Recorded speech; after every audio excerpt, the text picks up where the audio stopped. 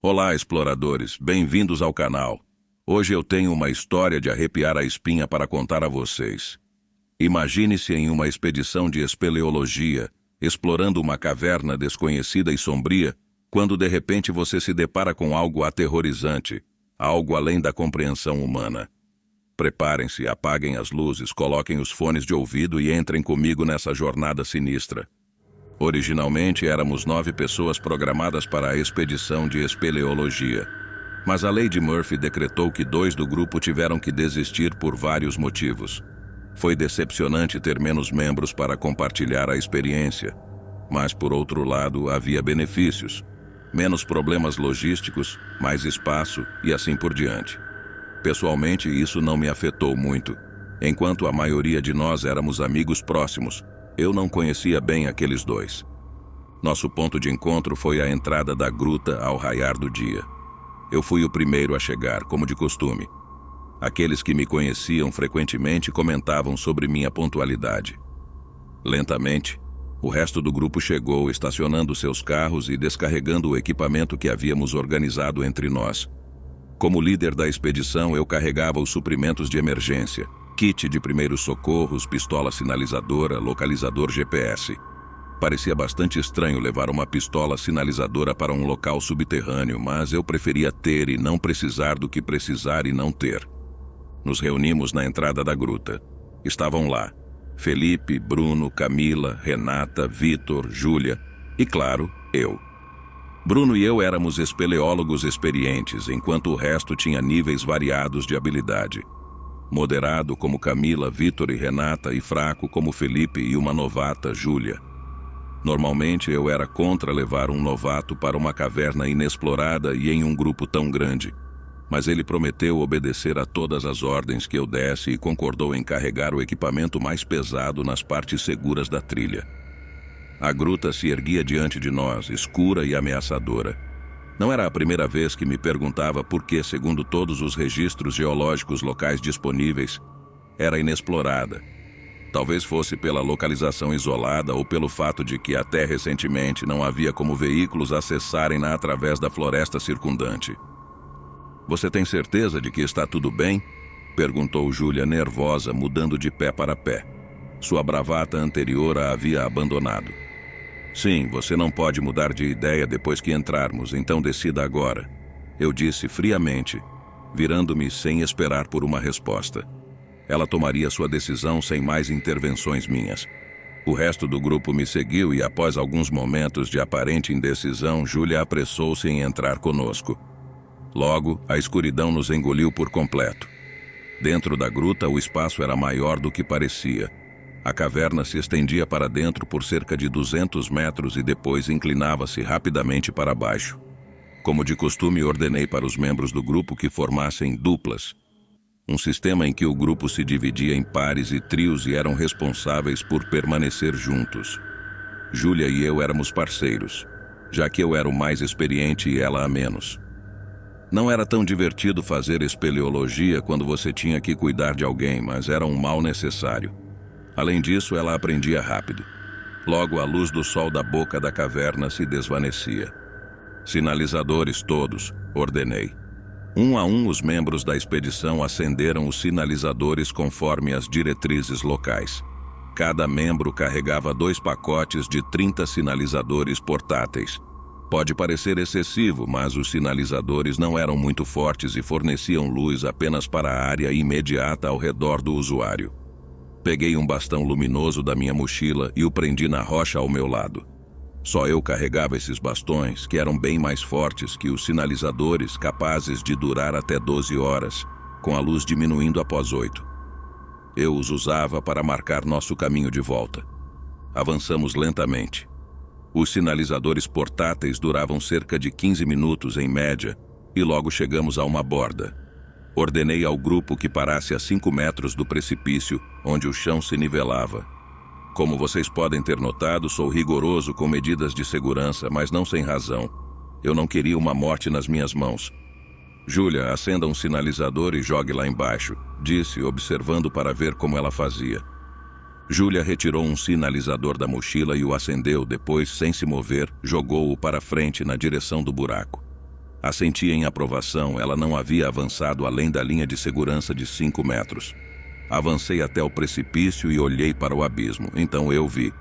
Descendo na escuridão, a menos de meio metro da borda do penhasco, havia o que parecia ser uma escada.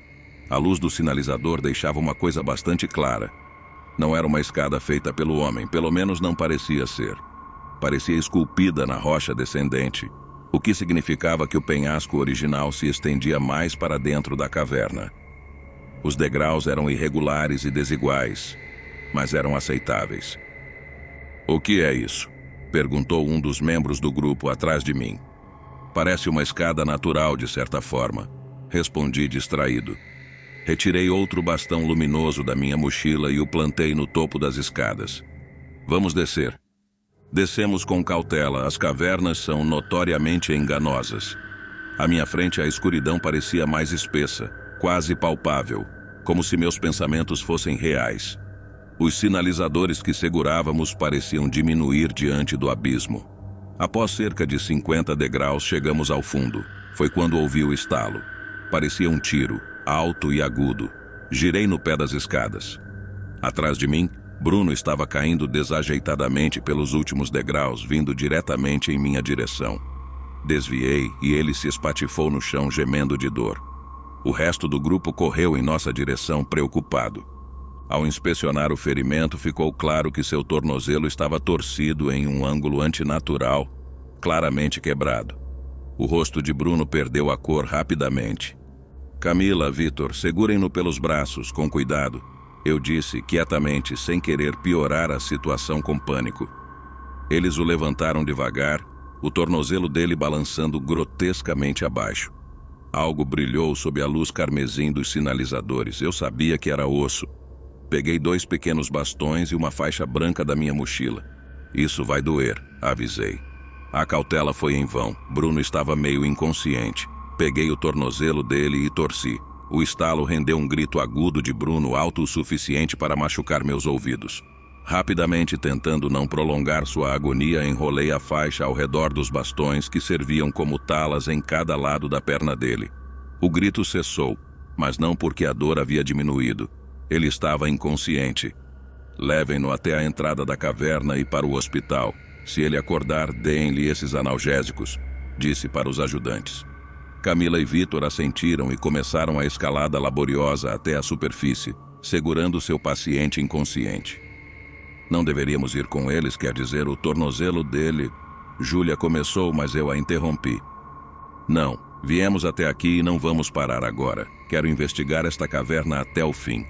Lembre-se, eu te disse que você não poderia mudar de ideia", disse asperamente, descontando minha raiva por permitir que o acidente ocorresse sob minha liderança nela. Júlia, conhecida como Aninha por seus amigos, mas eu nunca a chamava assim, ficou em silêncio. Senti um breve senso de culpa pela minha atitude, mas o ignorei e me virei. Já Jason e os outros estavam fora de vista ao redor da curva. A escuridão nos envolvia como uma entidade malévola. O platô onde estávamos continuava adentro na caverna por um bom tempo, e prosseguimos sem incidentes.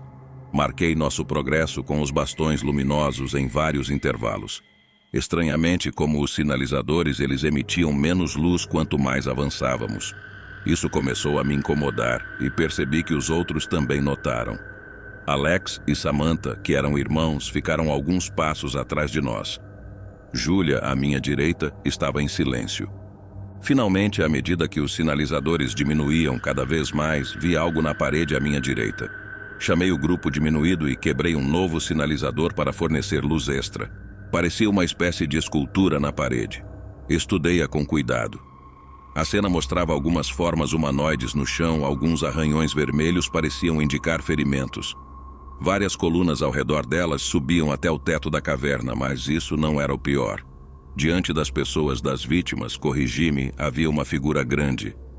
Pode ter tido detalhes no passado, mas apenas o contorno permanecia. O corpo estava arranhado, destruído. Era uma cena perturbadora. Então olhei para baixo da cena e meus olhos se arregalaram. Havia uma mensagem. O estranho sobre a mensagem era que estava em português. A escultura parecia inteiramente autêntica, o que significava que alguém de tempos antigos a havia criado. Eu achava impossível que a mesma pessoa tivesse esculpido as 5 palavras abaixo da imagem. O chacal e a gruta, Alex leu em voz alta. Que estranho, disse ele. De fato, essa era a mensagem escrita inteiramente em letras maiúsculas. Ignorei a pintura e voltei para o caminho principal. Era obviamente uma farsa. Não havia como alguém antigo escrever em qualquer idioma, muito menos em português. Provavelmente algum brincalhão de tempos passados. Mas ainda assim me deixou inquieto, independentemente do que eu assumia ser. Se fosse uma farsa, por que parecia tão autêntica? Eventualmente nós 4 nos cansamos do chacal e a gruta. E depois que Júlia tirou uma foto como lembrança, continuamos na caverna. Fui forçado a acender 2 sinalizadores de uma vez para afastar a escuridão sufocante. O efeito de diminuição dos sinalizadores me intrigava. Em todo o meu tempo fazendo espeleologia, nunca havia encontrado algo assim. Perguntei-me se era um lote defeituoso ou alguma outra razão. Tinha que haver uma razão lógica e racional. Atrás de mim, Alex e Samantha ainda estavam discutindo sobre a origem do desenho assustador na caverna. Queria que eles parassem com isso ou pelo menos falassem mais baixo. Olhei para a minha direita, não vi nada além de uma parede inclinada da caverna e desviei o olhar de volta para a trilha. Congelei e me virei novamente. Lá, entre as rochas que eu acabara de olhar, havia outra escultura. Senti-me mal ao me apressar para examiná-la. O brilho vermelho dos sinalizadores tremeluzia na parede, dançando sobre a imagem, tornando-a demoníaca sob a luz escassa. Representava uma cena muito semelhante à anterior, exceto que havia apenas 2 corpos no chão, o terceiro estava no ar, aparentemente segurado por um apêndice, não exatamente um braço nem um tentáculo do chacal. As colunas ao redor da cena apareceram novamente, exceto com pequenas gravações indistintas nelas. Como antes apenas o contorno do chacal estava visível, o resto havia sido rabiscado ou arranhado, não sabia qual.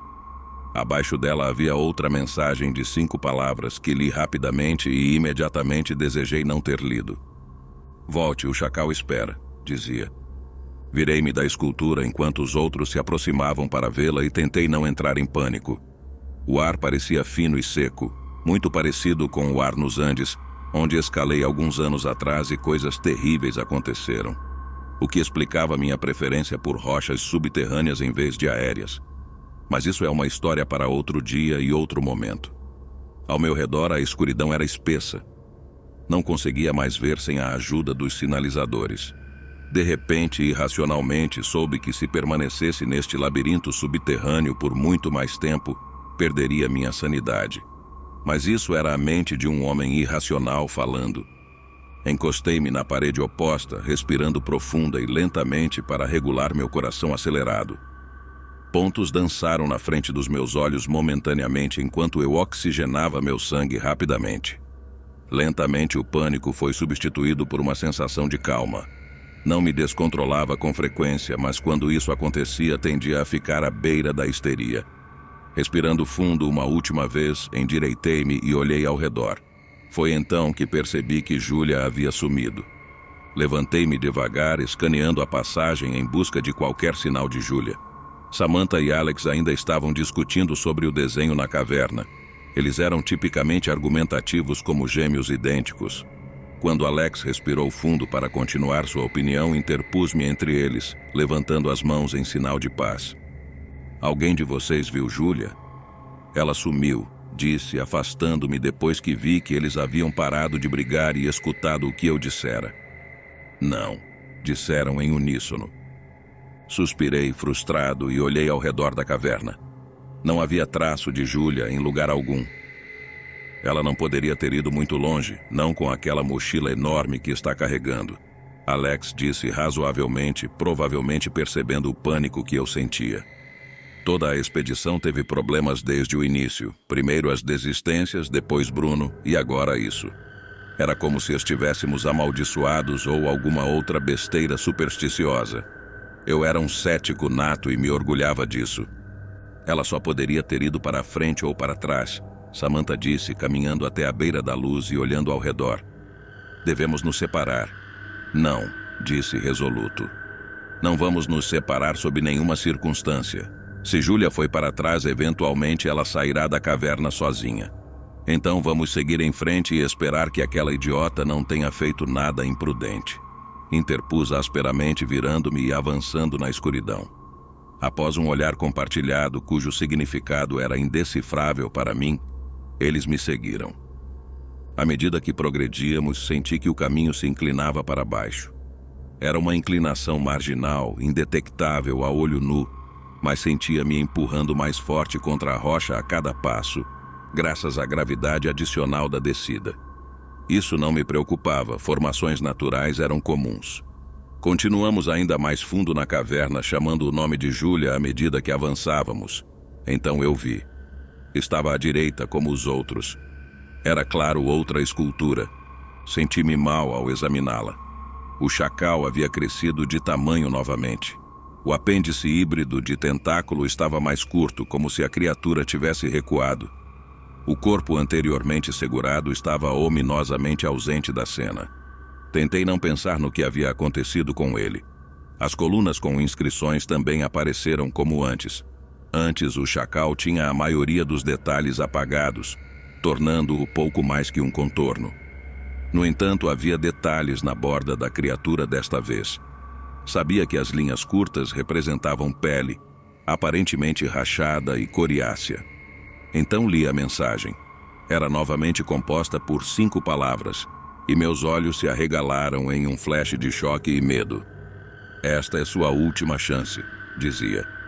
Tropecei para trás, levantando as mãos como se a escultura fosse viva e estivesse vindo em minha direção.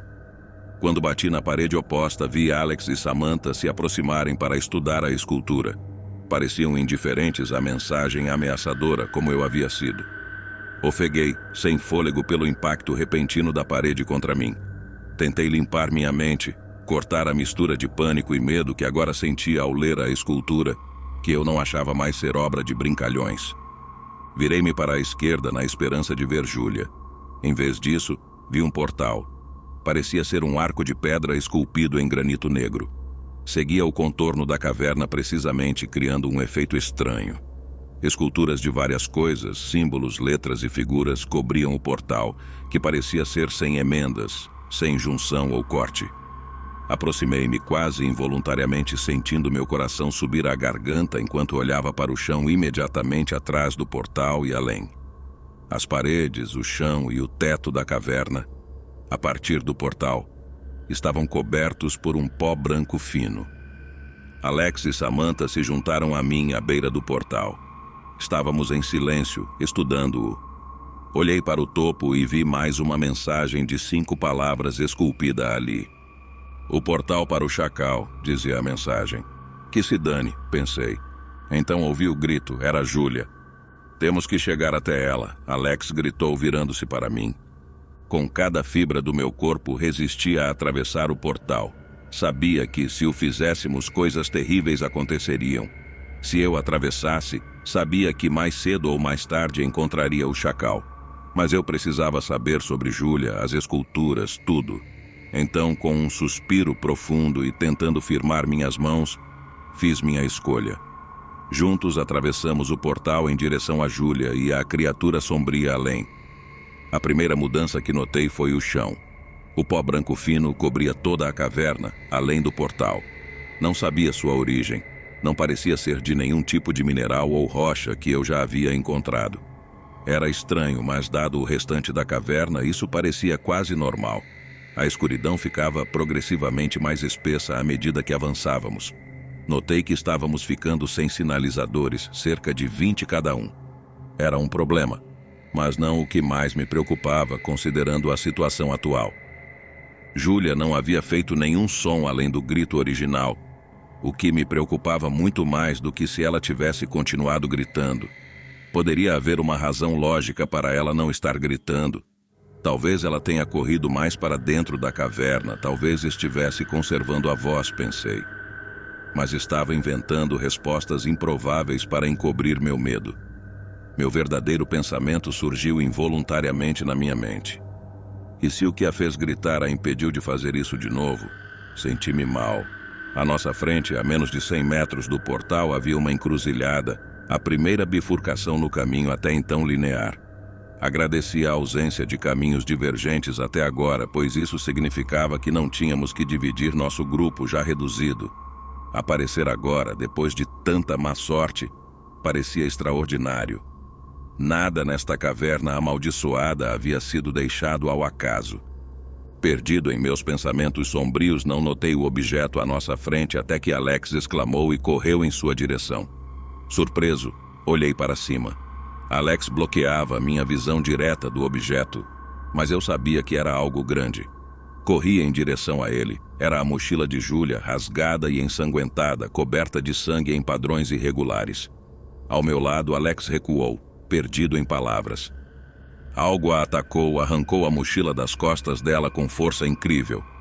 Deve ter ferido ela também, a julgar pelo sangue, disse calmamente, surpreendendo-me com a calma clínica da minha avaliação. Chega, eu estou fora, Alex disse, virando-se rapidamente, mas não antes de eu ver o medo em seus olhos. Ele estava apavorado. Samantha assentiu em concordância, virando-se para sair também. Não tentei impedir nenhum dos dois, eles voltariam. Vocês não vão conseguir passar pelo portal, chamei, certo de que isso os impediria de sair. Virei-me de volta para a mochila de Júlia, devagar, e comecei a vasculhá-la rapidamente, pegando apenas alguns itens. Hesitei quando minha mão pousou na pistola sinalizadora, mas a peguei e a mantive na mão. Sabia por experiência com vários tipos de vida selvagem que era uma arma eficaz. Se eu encontrasse qualquer coisa que não fosse Júlia, atiraria sem piedade. Levantei-me e escolhi o caminho à direita. Não sentia mais medo, na verdade, não sentia nada. A adrenalina estava correndo pelo meu sistema, deixando-me sem espaço para medo ou qualquer outra coisa. Ficava progressivamente mais escuro, a escuridão era espessa e sufocante. Como asmático desde a infância, isso me lembrava de quando eu precisava do meu inalador. Sabia que os sinalizadores logo seriam inúteis, independentemente de sua eficácia esperada. Ao meu lado notei rabiscos na poeira, aparentemente de origem humana. Isso pelo menos não era um mistério. Olhei cada um por vez, quase mecanicamente, sabendo que não poderia ser pior. Parecia que não éramos as primeiras pessoas a tropeçar neste lugar. Eu vi, e isso me cegou. Este é seu domínio, mais alto do que qualquer humano. De repente parei. O último era diferente dos outros, em letras minúsculas, e parecia recém-escrito. Ele me cortou, estou correndo pela minha vida. A caligrafia de Júlia. E então, como por magia, ouvi duas coisas, um grito e um rugido. Júlia e o chacal estavam próximos. Corri para a frente. Senti, em vez de perceber, que havia entrado em uma caverna enorme. Para provar minha teoria, impulsivamente soquei o ar à minha direita. Se ainda estivesse na caverna claustrofóbica, minha mão certamente se quebraria na parede. Como esperava, não atingi nada além do ar estagnado da caverna. Os sinalizadores não forneciam mais do que um brilho tênue. Olhei para ele, horrorizado, enquanto a luz diminuía lentamente. A luz representava minha última defesa contra a escuridão da caverna e seu único habitante, o que alguns chamavam de chacal. A luz desapareceu completamente. Eu estava sozinho. No momento em que fiquei sozinho, ouvi a voz. Era plana e terrível e alta. Reverberava ao meu redor, aparentemente sem uma fonte ou direção. Girei na escuridão sufocante e senti meu coração na garganta. Sabia que, se andasse para trás, não encontraria mais a passagem que me trouxe à toca do chacal. Uma vez que você entrasse nesta caverna central, não havia saída. Esta é minha caverna, berrava a voz. Gritei e corri. Era um gesto inútil. A voz retumbava ao meu redor, aterrorizante em sua qualidade alienígena e plana. O chacal não era humano, nem era um fantasma ou espectro de uma cultura esquecida. Era algo que não tinha lugar neste universo, algo que eu desejava nunca ter visto. Meu coração disparava no peito e meus olhos vibravam. Eu não conseguia mais controlar meu próprio corpo. Eu sou prisioneiro, o outro gritou antes de eu pegá-lo. O chacal interrompeu meus pensamentos. Gritei desafiador e histericamente na escuridão ao meu redor. Foi uma rebelião insignificante. Duvidava que o chacal entendesse o que significava, mas me senti melhor por isso. Ao meu redor, A escuridão coalesceu. Está vivo, pensei. Tentei sufocar um grito quando uma imagem surgiu na minha mente. Milhares, milhões de insetos rastejando sobre mim, mordendo, arranhando e correndo. E foi banida momentos depois pela próxima terrível declaração do chacal. Você permanecerá aqui para sempre, retumbava. Eu conheço essa voz, pensei vagamente. Depois da voz vieram os passos. Senti que podia tanto sentir as vibrações quanto ouvir os passos. Centenas deles ao meu redor, batendo no chão em um ritmo rápido e aterrorizante. Trovão rolante, pensei loucamente e ri. A pouca sanidade que eu possuía estava sendo rapidamente erodida pelo chacal e sua influência sobre a caverna e, consequentemente, sobre aqueles dentro dela. Duvidava que Júlia ainda estivesse viva, que Samantha e Alex tivessem escapado. Nem mesmo acreditava que Camila, Vitor e Bruno tivessem saído com vida. Mesmo enquanto considerava isso, o chacal rugiu novamente, a voz plana ecoando em minha prisão escura. Eles todos morreram como você morrerá, rugia o chacal em seu tom inexpressivo, criando um efeito estranho e ondulante que machucava meus ouvidos.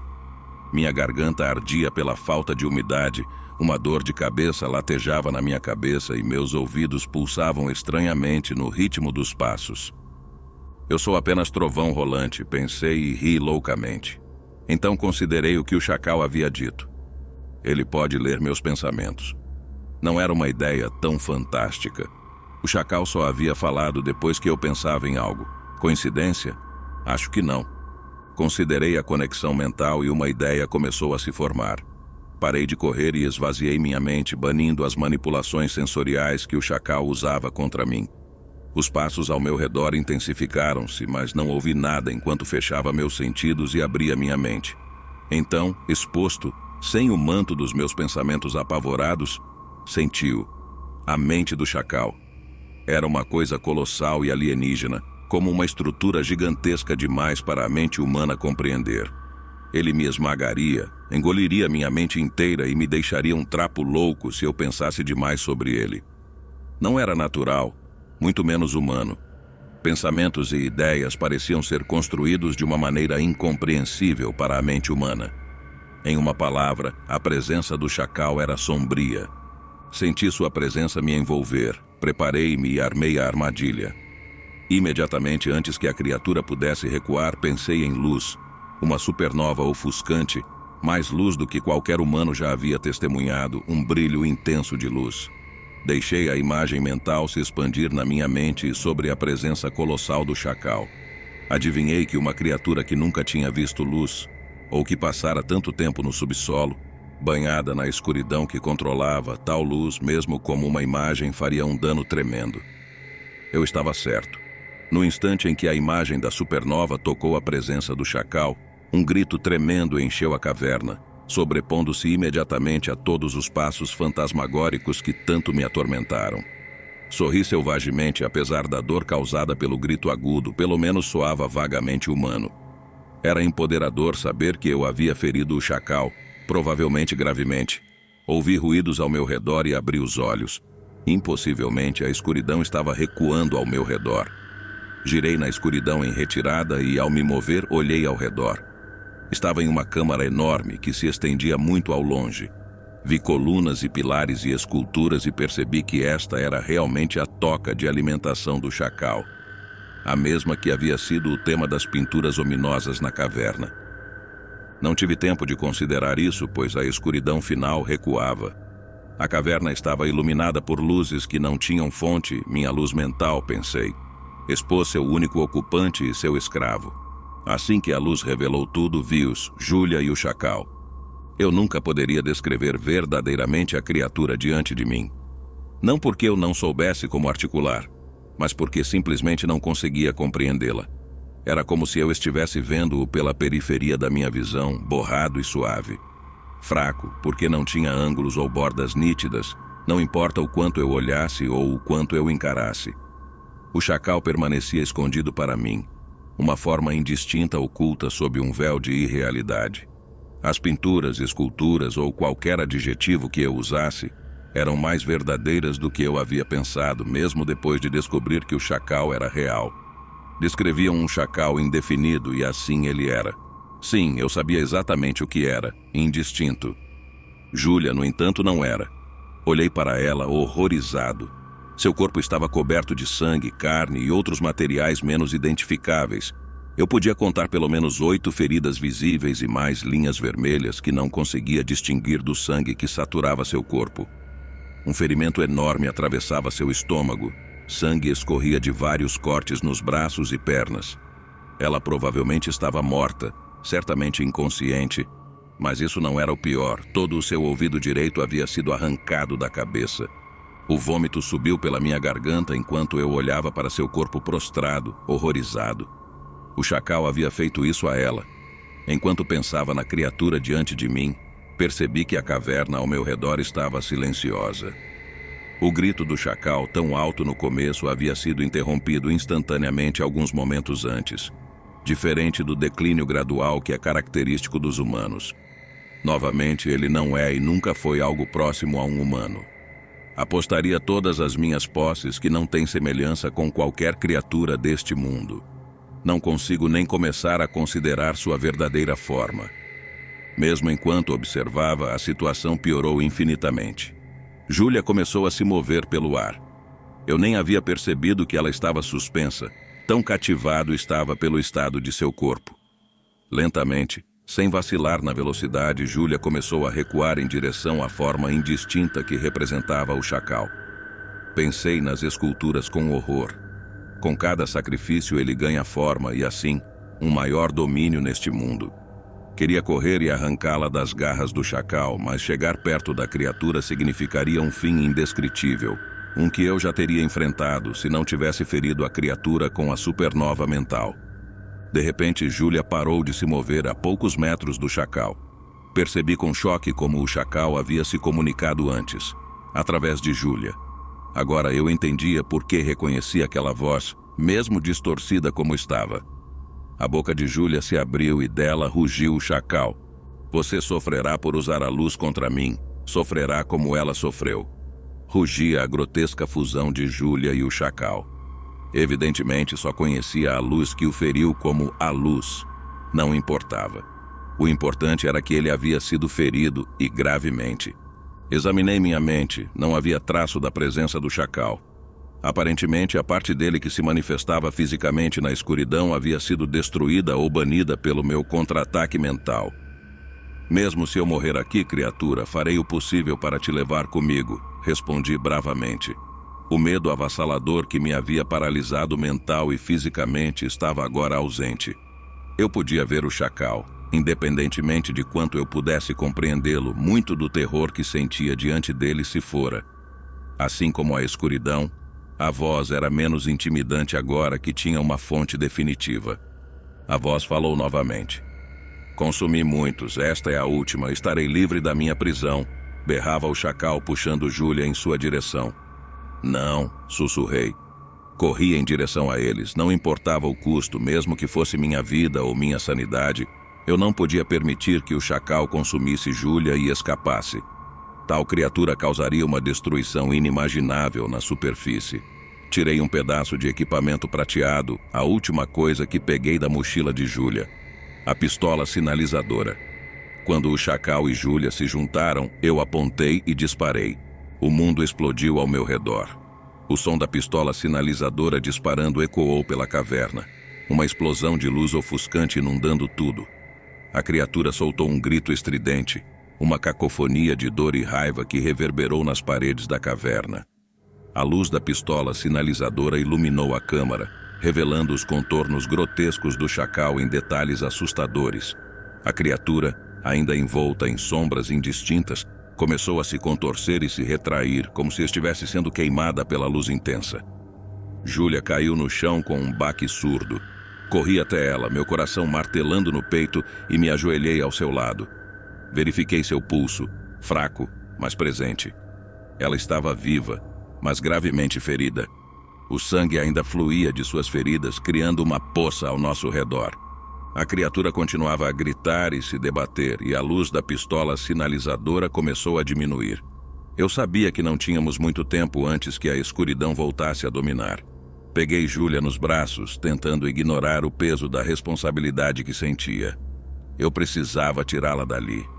Enquanto corríamos em direção à saída da caverna, senti a escuridão fechando ao nosso redor, como se estivesse viva e determinada a nos consumir.